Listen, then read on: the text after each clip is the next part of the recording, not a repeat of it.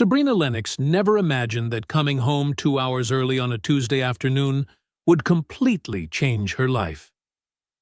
As she walked down the quiet hallway of her Beverly Hills mansion, an unexpected sound made her stop. It was laughter. Real laughter. Bright and full of life. Coming from Julian's room. Her 6-year-old son, who she thought had forgotten how to smile for months. Julian was born with Duchenne muscular dystrophy, a rare disease that gradually took away his ability to move. Ever since being diagnosed at the age of 4, the boy had relied on a wheelchair and various support devices. Every time she saw him struggle to move his small legs, Sabrina felt her heart shatter into pieces. And instead of facing that pain, she buried herself in work. Endless meetings, multi-billion-dollar deals. As if non-stop working could numb the helplessness of a mother who couldn't save her own child. That lingering guilt slowly ate her away, turning Sabrina Lennox into the cold, untouchable woman the financial world revered, while her own son had become a stranger to her.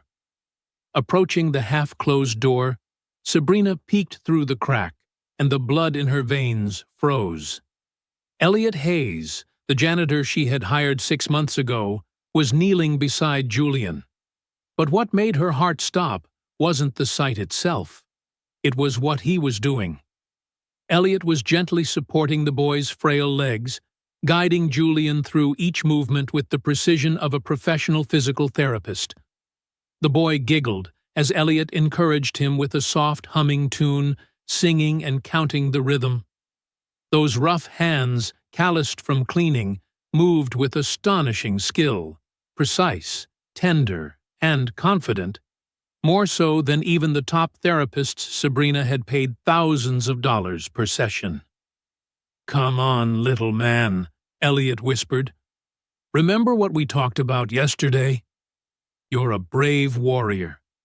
Julian took a deep breath, gathered all his strength, and lifted his trembling legs a few inches off the ground. His eyes lit up. Elliot smiled and clapped softly. "That's it! You're getting stronger every day."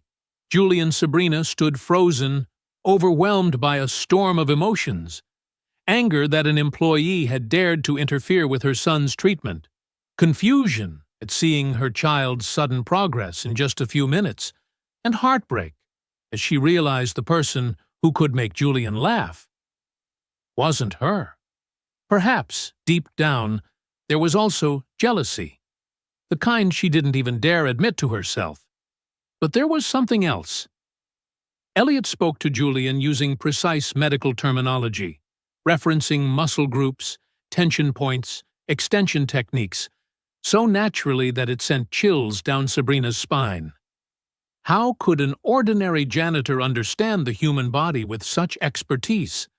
That mystery clung to her mind, refusing to let go. And if you're curious about who this seemingly simple man really is, and how he would turn Sabrina's entire world upside down, don't forget to subscribe and follow the next chapter. Because one small act from Elliot that night would completely shatter the life of billionaire Sabrina Lennox. Elliot Hayes, 34, came from a small village in Oregon. His tousled brown hair, deep blue eyes tinged with sorrow, and rare but warm smile felt like early winter sunlight. His hands were calloused, his back slightly stooped, traces of years spent doing hard labor. 6 months ago, when Sabrina Lennox interviewed him through a staffing agency, the first thing that caught her attention was his gaze. Honest, calm, unpretentious. He simply said, "I need this job to support my daughter." "I'll work hard." Sabrina didn't hire him because of a polished resume. In fact, his file was so bare it looked almost empty, but because of a quiet instinct that told her this man could be trusted. Over the past 6 months, Elliot proved that instinct right every single day. He arrived an hour early each morning, never once asked for overtime pay. His work was meticulous, careful, and he never complained. But what Sabrina didn't know was this. Each night, after finishing his shift at the Lennox mansion, Elliot took 2 buses back to a tiny apartment in Burbank, where he lived with his 8-year-old daughter, Nora. Nora had her father's blue eyes and blonde hair, usually braided into 2 neat pigtails. Her smile was radiant, but her gaze was older than her years, the eyes of a child who had already seen too much loss. 2 years earlier, Nora's mother, Elena, had died from late-stage breast cancer. Before her death, they had spent every cent of their savings on treatment, leaving Elliot with crushing medical debt and a 6-year-old girl traumatized by grief. Nora was not like other children. She was on the autism spectrum, which made communication difficult. After her mother, the one person who truly understood her emotional language, passed away, Nora nearly stopped speaking. She expressed herself through drawings, and Elliot learned to understand her through every line and color. He had no choice but to become both father and mother.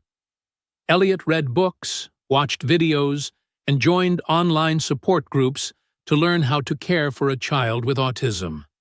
He learned when Nora needed silence, when she needed a hug, and how to turn her meltdowns into moments of connection. Every morning, he woke up at 5, made breakfast, took Nora to school, then caught the bus to Beverly Hills. At night, no matter how exhausted he was, he sat beside her, drawing, talking about her mother, and learning together how to live on. What Sabrina never imagined was that the quiet man she'd hired carried a past he had tried to bury. A past that might explain why he knew complex physical therapy techniques so well. Sabrina Lennox, 42, was the CEO of Lennox Innovations, a $2 billion tech conglomerate in Silicon Beach, Los Angeles. She had sleek black hair, cold gray eyes, and the poise of a woman who could control everything, except her own emotions. Born into a middle-class family in San Francisco, Sabrina had worked relentlessly to reach the top. But every success came with a price. Her marriage to renowned architect Landon Lennox crumbled after their son, Julian, was diagnosed with a severe genetic disease. Unable to bear the pressure and Sabrina's endless work hours, Landon left 2 years ago for New York. He sent regular child support, but never called or visited. Julian slowly forgot his father's voice. To him, his dad became nothing more than a distant name. Since then, Sabrina turned herself into a fortress. She buried her feelings under work, spending 14 to 16 hours a day at the office. She hired the best medical teams, bought the most advanced therapy equipment, yet rarely stayed home long enough to spend a full afternoon with her son. Guilt clung to her like a shadow. Every time she saw Julian in his wheelchair, she wondered, was it my fault? Did I do something wrong during pregnancy? Though doctors assured her that Duchenne muscular dystrophy was caused by a spontaneous genetic mutation, that no one was to blame, logic could never quiet the storm inside her. So she distanced herself from her own child, and the further she pulled away, the more she lost connection, trust, and the tender bond of motherhood. Julian Lennox, 6, had curly blonde hair, bright green eyes, and a rare smile that could light up an entire room. He was born healthy and energetic, but soon after his 4th birthday, strange signs began: constant falls, trouble standing, growing weakness each day. The test results were a verdict: Duchenne muscular dystrophy, a rare genetic disorder that weakens muscles until movement becomes impossible. There is no cure. The average life expectancy, 20 to 30 years. From that moment, Julian's life revolved around therapy sessions, tests, and tears. He relied on a wheelchair, leg braces, and help for even the simplest tasks. But the pain that hurt most was loneliness. His father was gone. His mother was never home. And his classmates didn't know how to play with the special boy. Julian, once a curious explorer, had turned quiet, withdrawn, and shut himself off from the world. Until the day Elliot Hayes walked into his life. A man who seemed to come only to mop floors, yet brought with him something no doctor or expensive treatment ever could: hope. That Wednesday morning, Sabrina couldn't focus on a single meeting. Charts, reports, numbers, all of it blurred into meaningless noise. The image of Elliot and Julian in that room replayed in her mind like a film stuck on an endless loop. By the afternoon, Sabrina made a decision. She would go home early. This time, not out of curiosity, but because she needed to confront it. She had to know exactly what was happening inside her own house, and inside her son's life. When she stepped into the kitchen, she found Elliot preparing a snack for Julian. "Elliot, I need to talk to you." Her voice was calm, but her eyes were cold as steel. "About yesterday, in Julian's room." Elliot froze mid-motion, a knife still in his hand, slicing fruit. His shoulders tensed, but his voice remained steady. "Mrs. Lennox, I can explain." "Explain?" Sabrina tilted her head, her gaze sharp as a blade. "You were playing doctor with my son without my permission? You're not trained for that. You're just a janitor." Elliot lowered his head. His hands trembled slightly. "I'm sorry, ma'am. I didn't mean to overstep." Though his tone was humble, Sabrina sensed something beneath the surface, a quiet conviction, as if behind that calm exterior lay a truth powerful enough to change everything if spoken aloud. "Where did you learn those techniques?" she pressed, her voice now lower, but even sharper. "How does a janitor know anything about physical therapy?" Elliot stayed silent for a long time, his fingers clasped tightly together. Finally, he spoke, his voice low but sincere. "My daughter, Nora. She was born with autism and developmental motor issues. My wife, Elena, was a therapist. Before she died of cancer, she taught me everything she knew, for 6 years, so I could care for our daughter myself. We couldn't afford expensive therapy sessions, so I had to learn. I became my daughter's own therapist." When Elliot looked up, Sabrina saw, for the first time, the fire behind his calm blue eyes. Fierce, resilient, heartbreakingly genuine. Nora is 8 now. She still struggles to communicate, but she's learned to regulate her emotions, to talk with friends, and most importantly, she's learned to believe in herself. Doctors once said she'd never manage in a regular classroom, but today she's in 2nd grade, helping other kids. The words hit Sabrina like a current of electricity. The anger that had been simmering in her chest suddenly ebbed, replaced by something else: admiration, tinged with shame. This man, with his rough hands and humble life, had achieved something she, a woman who had the world at her feet, could not. He had healed a child through love. "You had no right to make decisions about my son's treatment without my consent," Sabrina said, though her voice had softened noticeably. "You're right," Elliot nodded, eyes lowered. "But Julian was sad. He'd lost all motivation. I just wanted to help." At that moment, a small voice came from the kitchen doorway. "Mom, you're home early?" Julian appeared, sitting in his wheelchair, his eyes bright. Sabrina turned around, and her heart clenched. Julian was sitting up straighter than before, his shoulders no longer slumped. He looked confident, radiant.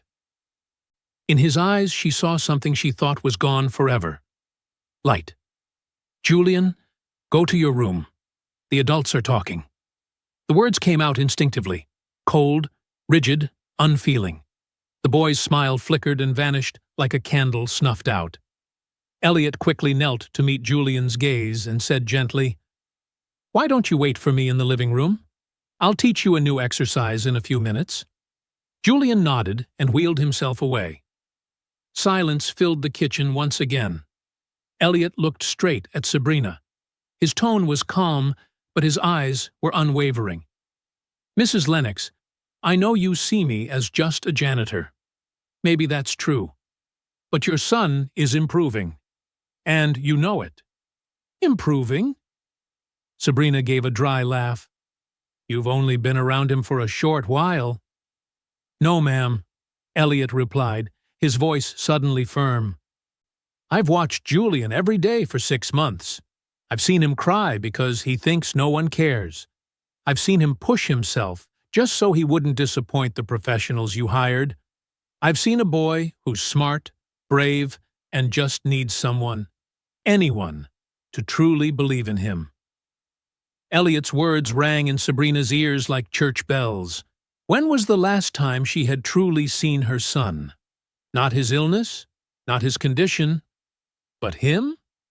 "My methods may not be as scientific as the experts," Elliot continued, his voice deep but warm, "but they're built on love. And sometimes, that alone can make the difference." Sabrina stood frozen. Her emotions churned violently. Part of her wanted to reject everything he'd said. Her pride as a powerful woman refused to accept that a janitor could do what her elite medical team could not. But another part, the mother buried deep inside, couldn't deny the truth shining before her eyes.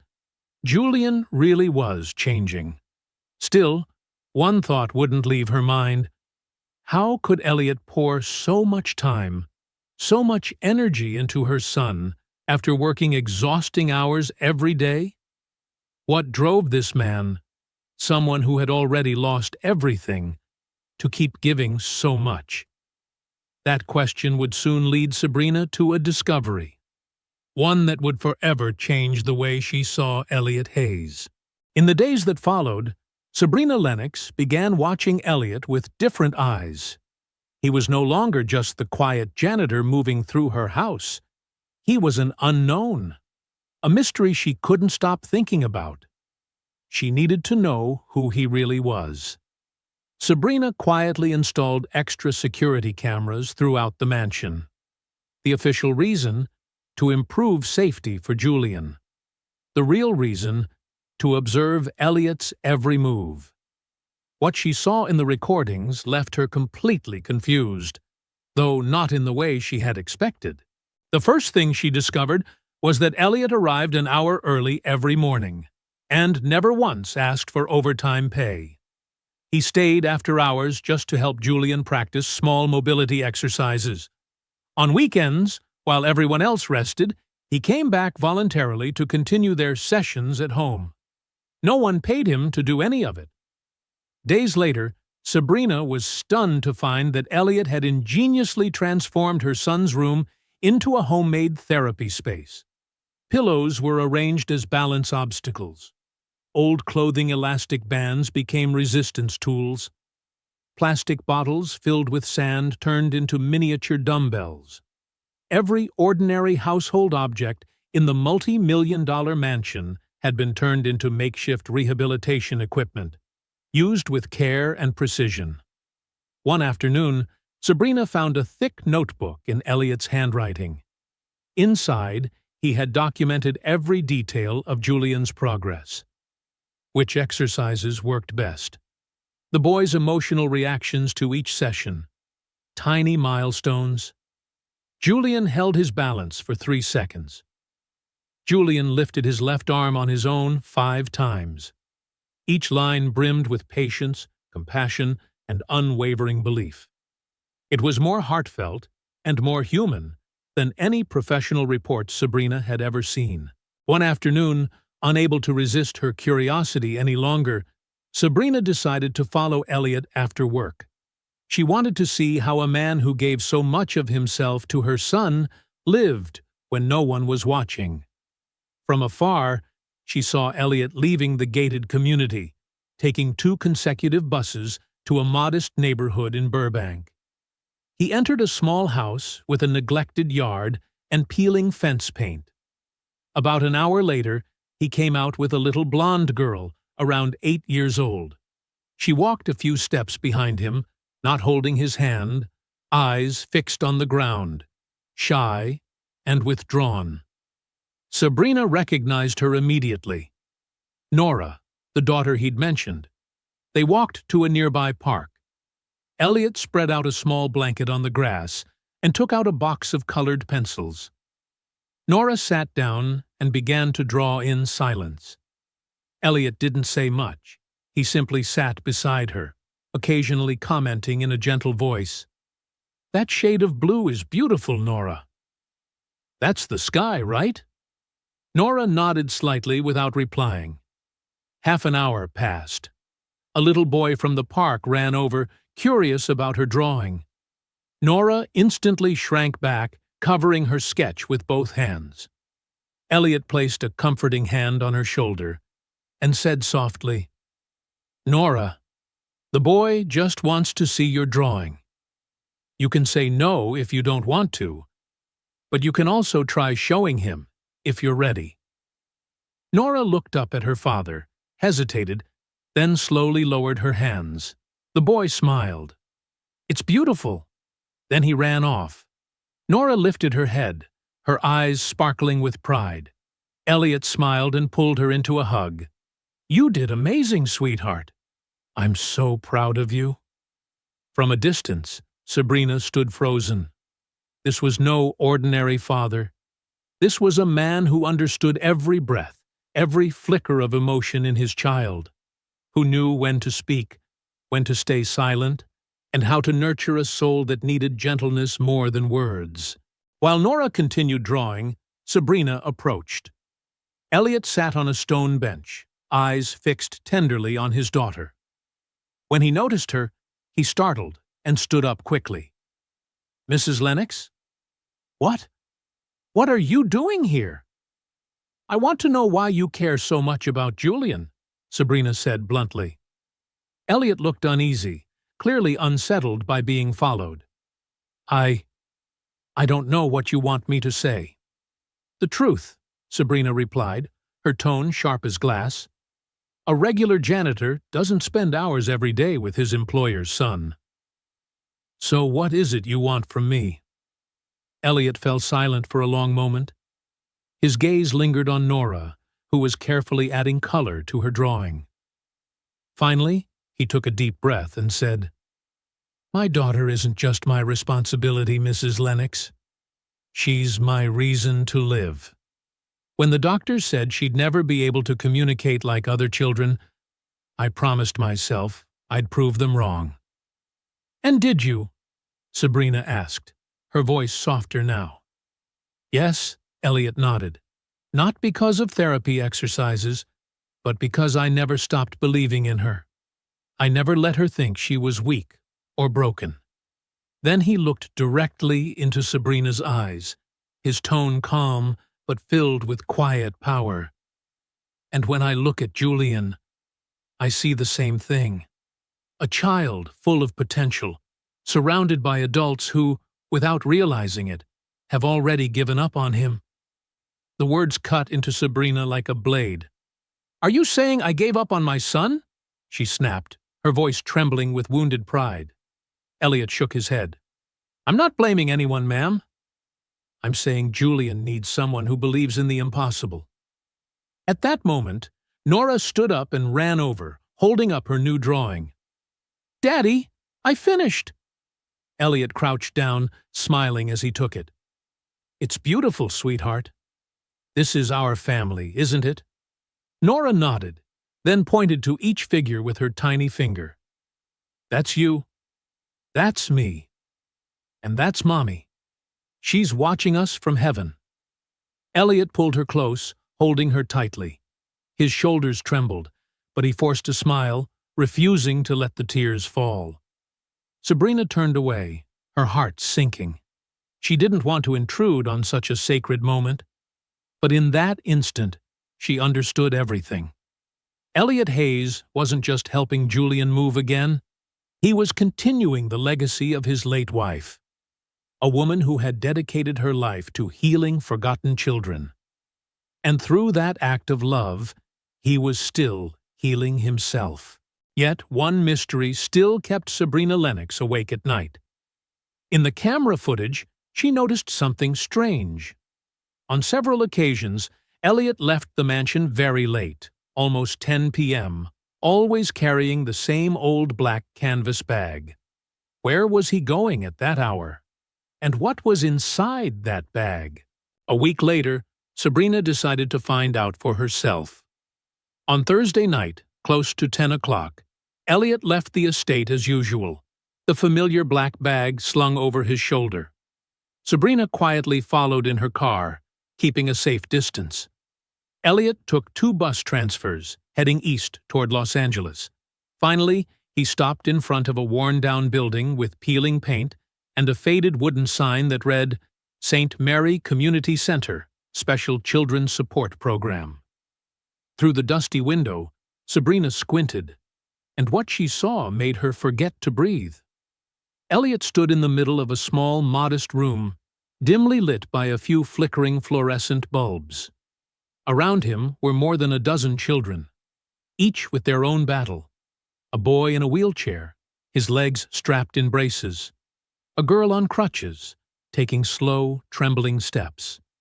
A child with Down syndrome stacking colored blocks. A few kids on the autism spectrum, just like Nora. Elliot, the man she once thought could only hold a broom and a mop, now stood at the heart of the room, guiding each child's movement, each breath. He spoke softly, patiently, with a touch of humor. The mystery bag was filled not with valuables, but with homemade therapy tools, elastic bands, soft balls, sand-filled bottles, foam cushions, even wooden spoons turned into reflex trainers. The children called him by one name, Teacher Elliot. Sabrina quietly pushed the door open and stepped inside, keeping to the corner. No one noticed her. A little girl named Maria, about 7, was trying to walk with leg braces. Elliot knelt beside her, his voice full of encouragement. Come on, Maria. Let's try 5 steps today, okay? Just 5. Maria pressed her lips together and nodded. Step by trembling step. 1, 2, 3. By the 5th, she burst into laughter, her face shining like sunlight. Elliot clapped his hands, his smile radiant. That's wonderful, Maria. Next week, we'll try 7. In another corner, David, a 9-year-old with Down syndrome, was carefully sorting colored blocks. Elliot watched him closely. Red goes with red, remember?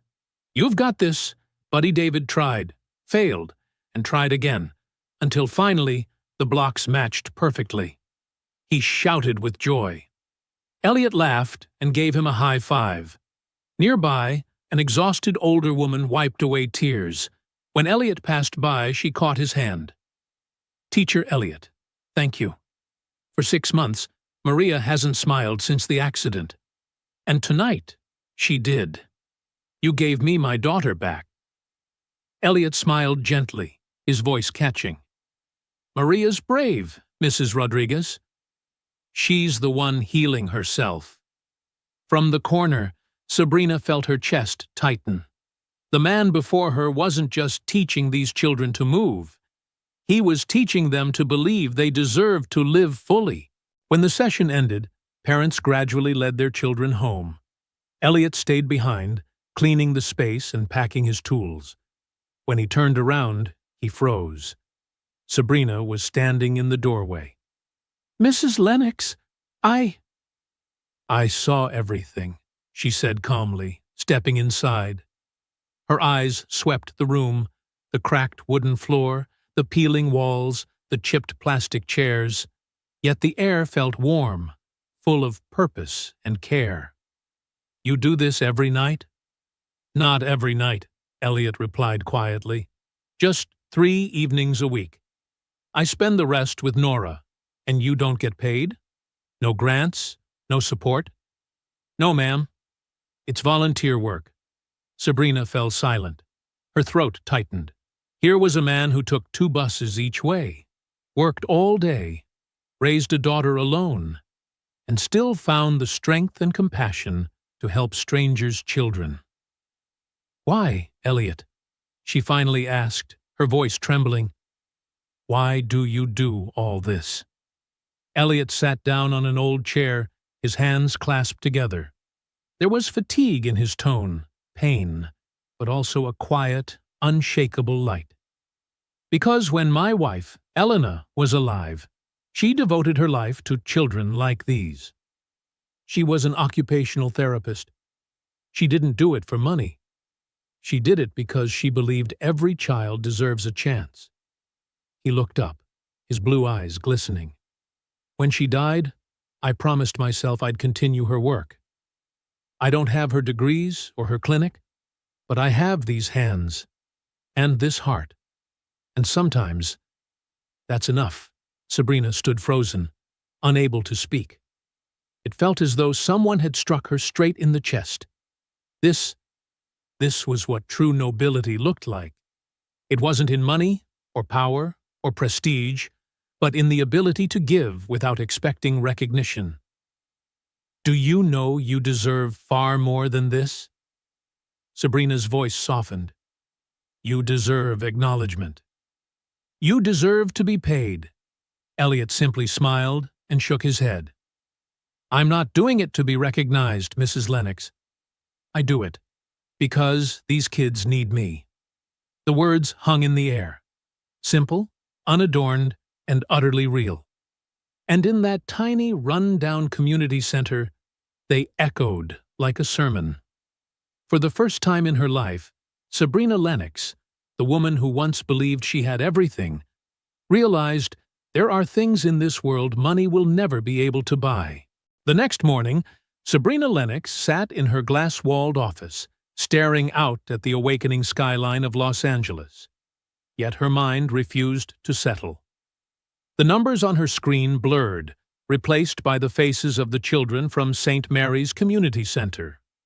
Maria's radiant smile, David's proud eyes, Mrs. Rodriguez's tears of gratitude, and above all, Elliot's image. The man she once dismissed as just a janitor had turned out to be a quiet hero, transforming the lives of dozens of children with nothing more than his hands and a heart full of kindness. But this time, Sabrina didn't want to understand him through camera lenses or secret notes. She needed to hear the truth from him, directly. That evening, Sabrina asked Elliot to stay after his shift. They sat across from each other in the grand living room, warm light flickering on the crystal wine glass in her hand, while Elliot held a plain cup of black coffee.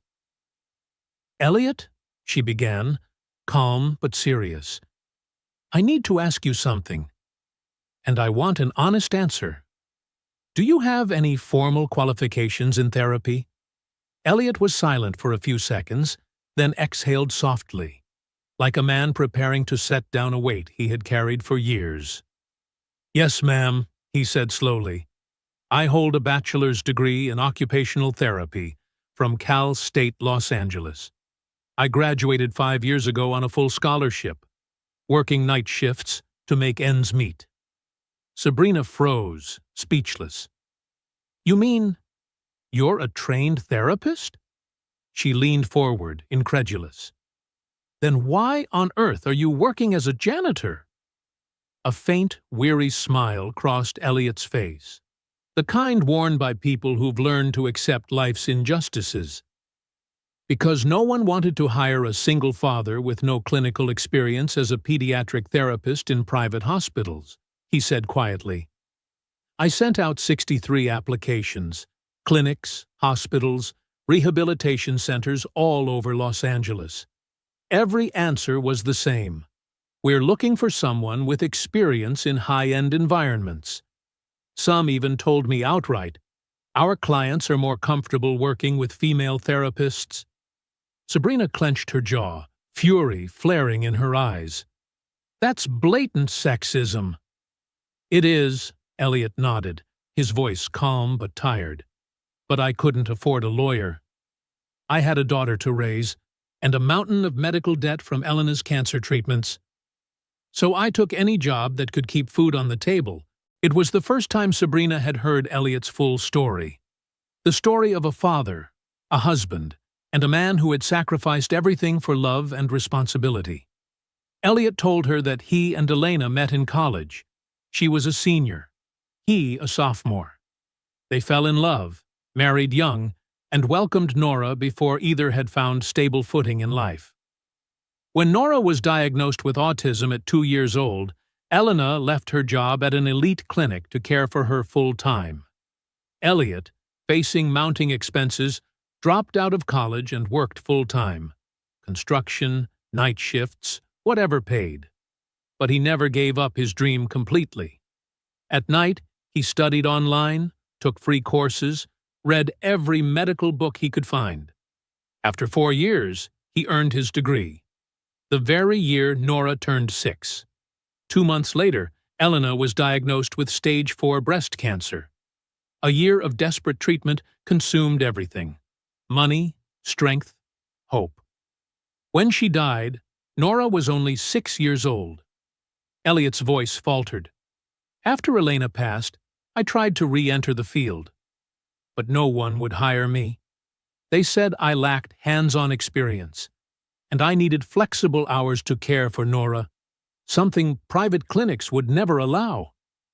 He looked directly at Sabrina, his eyes weary yet unwavering. "Eventually, I realized I had to choose my career or my daughter, and I chose her." Silence filled the room. Heavy, almost sacred.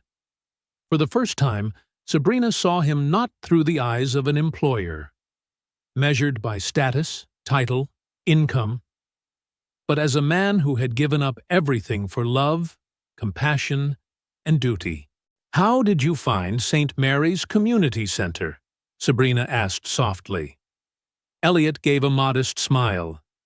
"I didn't find it," he said. "I built it." Sabrina blinked, taken aback. Elliot explained.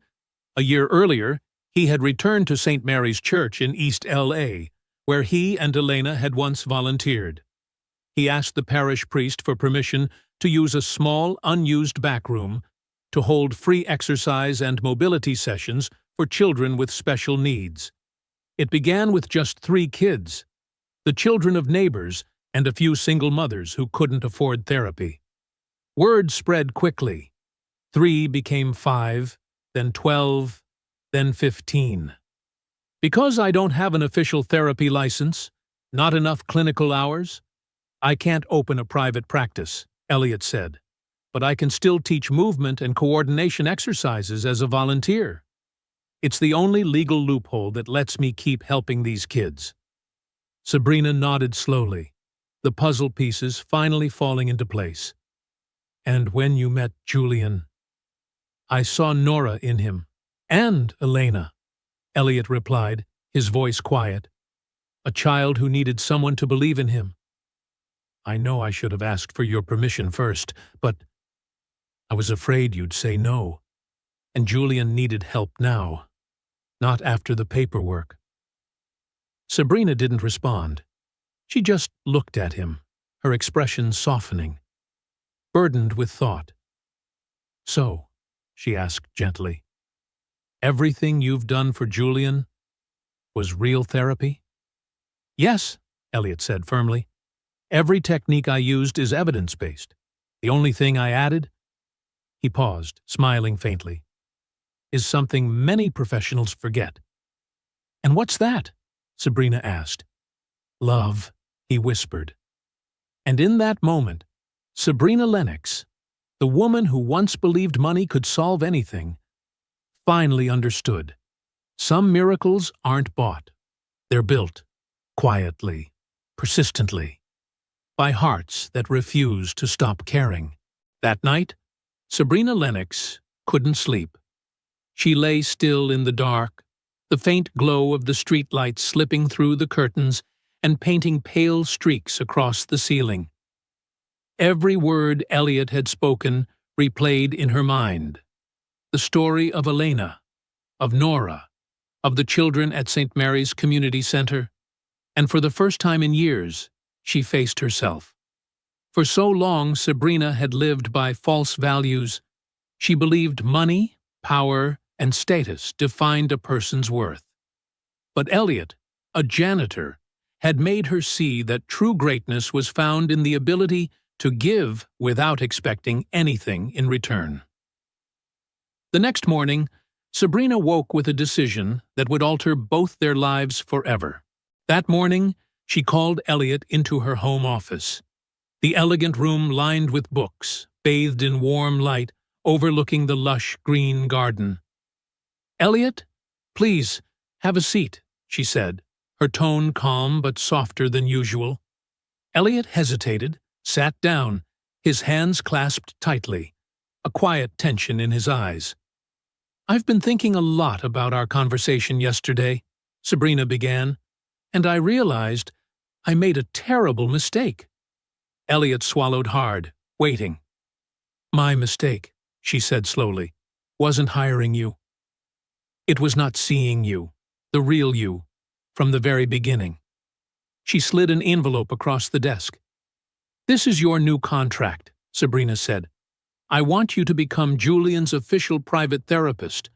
Your salary will be 6 times your current pay, full medical insurance for you and Nora, and flexible hours so you can still take care of your daughter." Elliot opened the envelope, his eyes trembling. "Mrs. Lennox, I don't know what to say." "Then let me finish," Sabrina smiled faintly. "I'm also funding a full renovation of the St. Mary's Community Center. You'll get new equipment, a professional team, and a permanent operating budget. I want you to lead it, as medical director, with full control over the program." Elliot froze. Tears filled his eyes and began to fall silently. "Mrs. Lennox, I can't accept this. It's too much. Too generous." "No, Elliot." Sabrina leaned forward, her voice firm but kind. "You can, and you will. This isn't charity. It's justice. You deserve recognition, not just for Julian, but for every child whose life you've changed." She paused, her voice softening. "And one more thing. I'll fund a full scholarship for you to earn your master's in pediatric therapy at USC. It's a flexible program. You'll still be able to care for Nora and continue your work." Elliot lowered his head, covering his face with both hands. He began to cry, not from sadness, but from release. The tears of a man who had endured too much and was finally seen. For years he had buried this dream, and now someone had just handed it back to him. But Sabrina knew the final decision didn't belong to her. It belonged to Julian. She called her son into the office. The little boy rolled in on his wheelchair, his cheeks rosy, his eyes bright. Sabrina knelt down, meeting him at eye level. "Julian, sweetheart, I have something important to ask you. Would you like Mr. Elliot to become your official therapist? That means he won't be cleaning anymore. He'll be here just to help you train." Julian's eyes widened, sparkling as if Christmas had arrived early. "Really, Mom? Elliot will be here more?" "Yes, honey. He will." Julian turned to Elliot, his smile wide and genuine, the kind of smile Sabrina hadn't seen in years. "Elliot, that means you're not leaving me, right?" Elliot knelt down and wrapped him in a hug. "I'm not going anywhere, little man. I promise." Julian squeezed his neck and whispered, "You're like the dad I never had." Sabrina froze. A sharp ache bloomed in her chest, not because the boy was wrong, but because he was right. She realized then that her son's struggle wasn't just about muscles or movement. It was about connection, about the absence of someone who believed in him, stood by him, loved him without condition. 3 weeks later, the miracle no one dared to hope for finally happened. That morning, Sabrina was in her downstairs office when she heard a panicked, excited voice. "Mom! Mom! Come quick!" Her heart skipped. She ran out and froze in the doorway. Julian was standing. No wheelchair, no braces, no hands supporting him. He was standing, trembling but upright. Elliot knelt in front of him, arms open just in case. "Mom, look!" Julian cried, his voice breaking with emotion. "I'm standing!" Sabrina covered her mouth, tears flooding her eyes.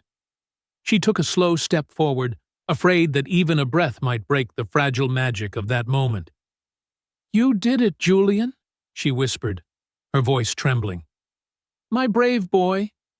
Julian took a deep breath, eyes bright with determination. "I'm going to walk now, Mom.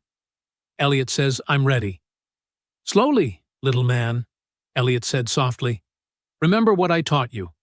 Small steps, deep breaths, trust your legs." Julian nodded.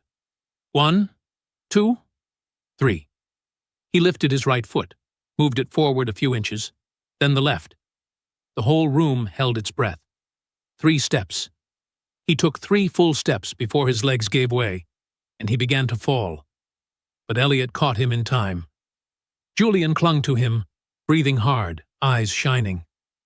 "I did it!" 3 steps, Elliot. "I did it." Elliot's voice broke as he smiled through tears. "I'm proud of you, Julian." So proud. Sabrina dropped to her knees, wrapping them both in her arms, sobbing openly. "My son, you're incredible." For the first time in years, hope filled her heart. Not the sterile kind doctors spoke of, but real hope. The kind born from faith, love, and resilience. And she knew, without a doubt, that the miracle standing before her wasn't the work of money, machines, or medicine. It was born from one ordinary man, a man whose hands could clean a floor or lift a child, and whose heart had never stopped believing in healing through love. Every beautiful story must pass through its own storm. 1 month after Elliot Hayes officially became Julian's therapist, challenges began to strike. Relentless, fierce, and without warning. During Julian's routine follow-up, Dr. Richard Preston, the top pediatric neurologist who had overseen Julian's case since the beginning, examined the latest results with a furrowed brow.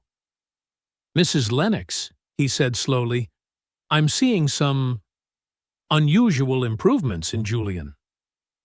"What do you mean?" Sabrina asked, her heart pounding. "Duchenne muscular dystrophy is a progressive disease," he replied. "In theory, the muscles weaken over time. They don't get stronger." "It could be because of the intensive therapy," Sabrina said quickly, clinging to hope. Dr. Preston nodded faintly, but his gaze sharpened. "Or, the initial diagnosis was wrong. I want to reevaluate everything." Sabrina froze. If the diagnosis had been wrong, then were all of Elliot's efforts in vain? Or had he discovered something modern medicine had yet to understand? But the conversation didn't end there.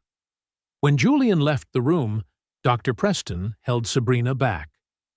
"Mrs. Lennox," he lowered his voice, "I've heard that you hired someone without a valid clinical license to treat your son." Sabrina stiffened. "Elliot has a bachelor's degree in occupational therapy." "But no clinical license," he interrupted, eyes sharp. "Legally, he is not authorized to practice therapy. If any complications arise, the consequences could be severe. Not only for him, but for you as well." The words hit Sabrina like a weight pressed against her chest. For the first time, she questioned herself. Had she trusted too blindly? Had love for her son blinded her judgment as a mother? Then came the real test, not through words, but through pain. It was a Thursday afternoon. Elliot and Julian were practicing in the therapy room when Sabrina heard a sudden scream. "Ah! My legs! They hurt!" She raced down the stairs, her pulse pounding. Julian lay sprawled on the floor, his face twisted in pain, legs cramped and trembling. Elliot knelt beside him, trying to stay calm. "Julian, tell me, where does it hurt?" "My legs. They hurt so much," the boy sobbed. "What happened here?" Sabrina shouted as she burst into the room. Elliot looked up, worry written all over his face, though his voice stayed steady. "I think it's a muscle strain. We tried a new exercise. I may have pushed him too hard." "Pushed him too hard?" Sabrina's voice cracked, fear giving way to anger. "What on earth are you doing to my son?" "I'm sorry," Elliot said softly, guilt in his eyes. "I misjudged his strength today." Sabrina called for an ambulance. While waiting, she stood silently in the corner, not saying a word, not looking at him. Just hours ago, the distance between them had felt like trust. Now, it was a chasm colder than fear itself. At the hospital, the diagnosis was clear: severe muscle strain in both legs. Julian would need complete rest for at least 2 weeks. Dr. Preston visited later, his face cold and stern. "This is exactly what I warned you about, Mrs. Lennox," he said, his tone edged with reproach. "Unsupervised therapy can cause more harm than good." Sabrina sat beside Julian's hospital bed, holding his small, sleeping hand. Guilt ate away at her like rust. Had she been wrong? Had her trust led her son into pain? That evening, Elliot came to the hospital, holding a small bouquet and a paper crane that Nora had folded for Julian. But as he reached the door, Sabrina was already standing there, composed, silent, unmovable. "I think you should go home," she said quietly, but firmly.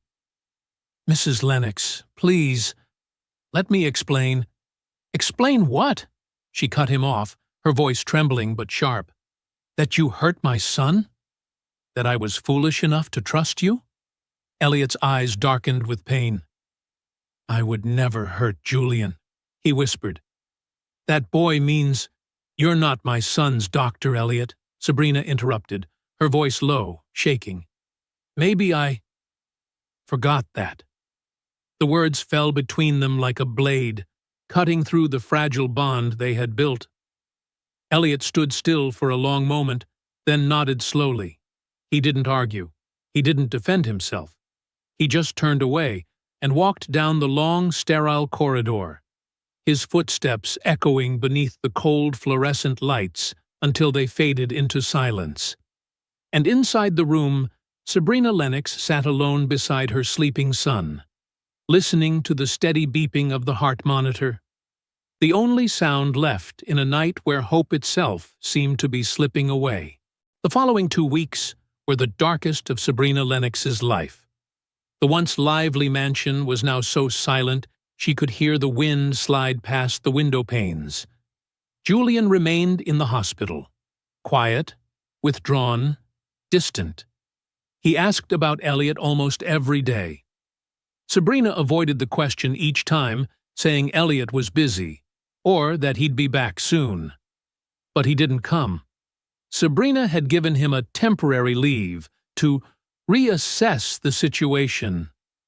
Then something strange happened. Without Elliot, Julian stopped improving. In fact, he began to regress. The new team of therapists Sabrina hired followed every textbook protocol, yet Julian refused to engage. He stayed silent, avoided their eyes, and spent most of his time staring blankly out the window. One night, as Sabrina sat beside his bed, Julian's small voice broke the stillness, faint but clear. "Mom, do you hate Mr. Elliot?" The question struck her like lightning. "No, sweetheart. Of course I don't. Then why isn't he coming back?" Tears rolled down his cheeks. "I miss him." Sabrina took his hand gently. "He made you hurt, Julian. Mommy just wants you to be safe." "It wasn't his fault," Julian cried out. "I wanted to impress him." "I tried too hard. It's my fault. Sabrina pulled him into her arms, guilt tightening around her chest like a vice. Through his sobs, Julian whispered, I love Mr. Elliot. He's the only one who really believes I can do things. Not like the doctors. Not like you. The last words pierced her like a blade. She stayed silent. Because he was right. Deep down, Sabrina had never truly believed her son could beat the disease. She had accepted it as an irreversible sentence. But Elliot hadn't. He believed, even when no one else dared to. Even when she didn't. The next morning, Sabrina called Dr. Richard Preston and asked to meet privately. Doctor, she began as they sat in his office, I need the truth. Was my son really improving before the strain? Or was it all just in my head? Dr. Preston sighed, removed his glasses, and opened Julian's thick medical file. Mrs. Lennox, I have to admit something. Comparing the current results to those from 6 months ago, Julian showed remarkable improvement. Muscle strength increased by nearly 40%. Motor coordination by over 50%. I've never seen such numbers in a Duchenne patient. Sabrina's eyes widened. Then, Elliot was right? Dr. Preston nodded slightly, his tone softer now. He did something. That much is certain. I can't explain it medically. Perhaps a combination of physical therapy and psychological influence. Julian believed in Mr. Hayes, and sometimes belief itself creates real, measurable change. He paused before continuing. As for the muscle strain, honestly, that can happen in any intensive rehabilitation program, even under my supervision. According to the records, Mr. Hayes handled it properly. He stopped immediately, assessed the situation, and called for help. There were no professional mistakes. Sabrina felt as if a massive weight had been lifted off her shoulders. Then, Doctor, what should I do now? Dr. Preston smiled faintly. Bring him back. But this time, do it the right way. I'll work with Mr. Hayes. As a team. I'll bring the medical foundation, and he'll bring what we doctors often forget. Love and faith. That afternoon, Sabrina drove to Burbank, where Elliot lived. It was the first time she had truly stepped into his world. A modest apartment, 1 bedroom, a small living area that doubled as a kitchen, and a narrow bathroom. Not luxurious, but tidy and peaceful. On the walls hung dozens of Nora's drawings, bright suns, sunflowers, and one picture of a smiling boy in a wheelchair between 2 people. When Elliot opened the door, he froze. Mrs. Lennox? May I come in? He nodded and stepped aside. Nora sat on the floor, coloring quietly. She looked up, curious but silent. Hello, Nora, Sabrina said gently. Your drawings are beautiful. The little girl glanced at her father, waiting for his cue. Elliot gave a small nod. Nora hesitated, then picked up her newest drawing and handed it to Sabrina. It showed 3 figures, a man, a blonde girl, and a boy in a wheelchair, all smiling beneath a blue sky. That's Julian, Nora said softly, her first words to Sabrina. You know Julian? Dad told me, she said, a small smile appearing. He said Julian's really brave. Sabrina held the picture tight, her throat closing. Elliot hadn't just helped Julian. He had taught his daughter compassion, empathy, and the courage to see good in others. After Nora went to bed, Sabrina and Elliot sat across from each other on the old sofa. The room was quiet except for the steady ticking of a wall clock. Elliot, Sabrina began, her voice trembling, I came here to apologize. I treated you unfairly. I blamed you for my own fear. Elliot shook his head gently. You don't owe me an apology. I was responsible for Julian's injury. Intentional or not, it was my fault. No, Sabrina said firmly, her voice cracking. "Julian pushed himself too hard. He wanted to impress you. And honestly, Dr. Preston said the strain was a normal part of recovery." Elliot's eyes widened slightly. "Dr. Preston said that?" "He did," she nodded. "And he wants you to come back, officially this time. You'll work with the medical team, side by side.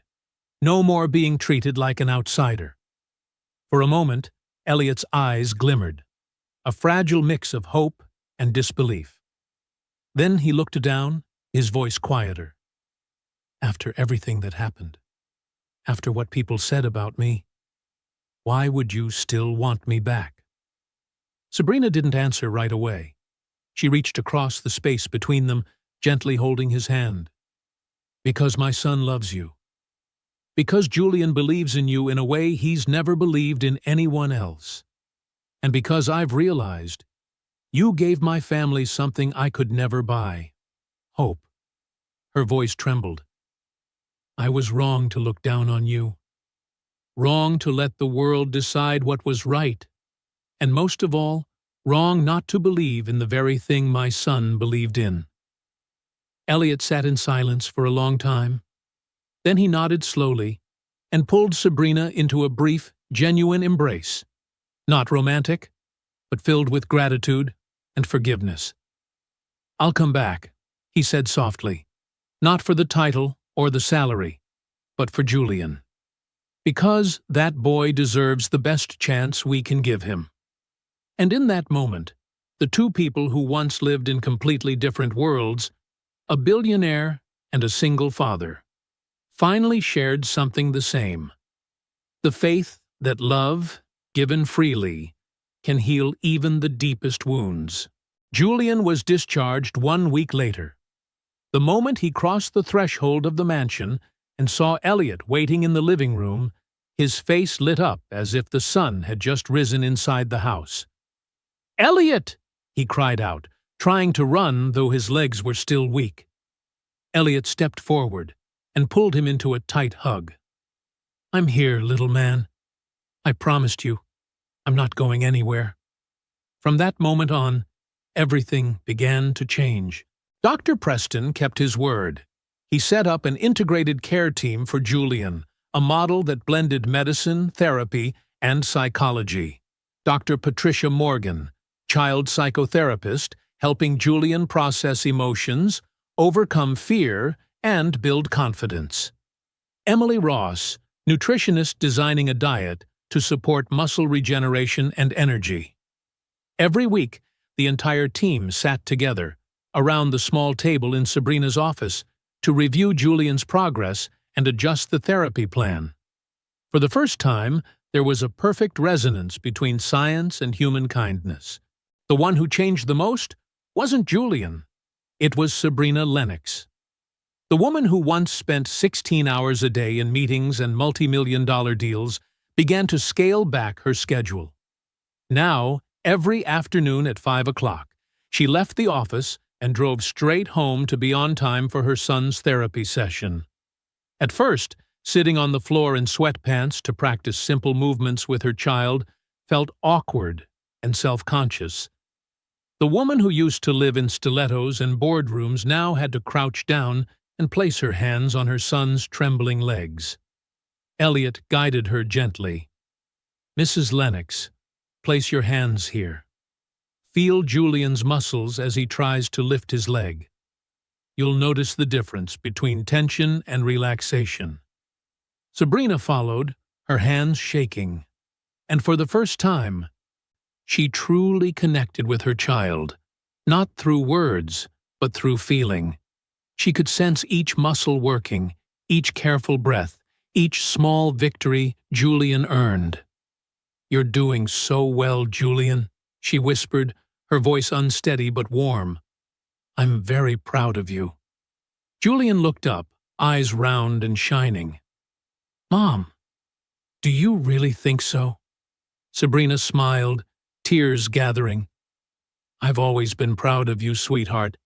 I just didn't know how to say it." One Saturday afternoon, Sabrina decided to do something special. She invited Elliot and Nora to the mansion for lunch. Nora stepped into the vast house with wide eyes. She spun once in the foyer, looked up at the high ceiling, and whispered, "It's like a castle from a fairy tale." Julian, being guided carefully down the stairs by Elliot, beamed when he saw her. He could now walk with assistance, something that had seemed impossible just 2 months earlier. "Hi, I've heard all about you from your dad." Nora glanced at Julian, then at the wheelchair sitting in the corner, curious. "Dad said you couldn't walk." "I couldn't before," Julian said proudly. "But now I'm learning again. Your dad is teaching me." "Dad's really good," Nora replied simply, then smiled and held out her hand. "Do you want to see my drawings?" The two children wandered into the garden together, leaving the grown-ups in the sunny kitchen. Sabrina and Elliot prepared lunch side by side. A simple, unfamiliar scene. Mrs. Lennox, who once directed hundreds of employees, now carefully chopped vegetables, while Elliot stirred tomato sauce for pasta. "It's been a long time since I've held a kitchen knife," Sabrina chuckled softly. "That's okay," Elliot smiled. "I get the feeling you're good at anything you set your mind to, even cooking." "You do know how to encourage people," she replied, gentler than she'd ever been. They chatted easily, about work, about Nora, about the children at St. Mary's. Sabrina spoke suddenly, eyes drifting to the garden where the kids sat drawing. "Thank you for coming. And thank you for bringing Nora. Julian needs a friend." "Nora needs that too," Elliot said warmly. "She doesn't have many at school." "The other kids don't always understand her." "Julian is the same," Sabrina sighed. "Maybe the two of them can help each other." They fell quiet, watching through the window. Julian was trying to copy a drawing Nora had shown him, his lines clumsy, while Nora coached him patiently, without laughing or judging. "Nora has a special gift," Sabrina said. "She's very patient." "That's because she knows what it feels like when others aren't patient with her," Elliot replied slowly. "She's taught me more than I've ever taught her." Sabrina turned to look at him. In that moment, with the scent of tomato sauce filling the kitchen, she saw in Elliot not only a devoted father, but a man of patience, faith, and kindness. "You're a wonderful father, Elliot," she said softly. "I only hope that one day I can become the kind of mother you are, in your way." Elliot met her gaze, eyes gentle, and rested a light hand on her shoulder. A simple, sincere gesture. "You're already doing it, Mrs. Lennox," he said. "I see it every day." Their eyes held, quiet, understanding. Outside, the laughter of two children drifted in from the garden, like the soundtrack to a new beginning. A family forming not from blood, but from trust, courage, and unconditional love. The story of Sabrina, Julian, Elliot, and Nora is a gentle but profound reminder. Never judge people by their jobs or status. True worth isn't found in titles or money, but in the heart, in how we love, trust, and give. Miracles often come from the least expected places. Sometimes, the person who changes your entire life is the one you once overlooked. It's never too late to change. Sabrina was 42 when she finally learned to mother with her whole heart, not just with duty. Disability does not define a person. Julian and Nora prove that limits live in the mind, not in our abilities or our dreams. Love is the strongest medicine.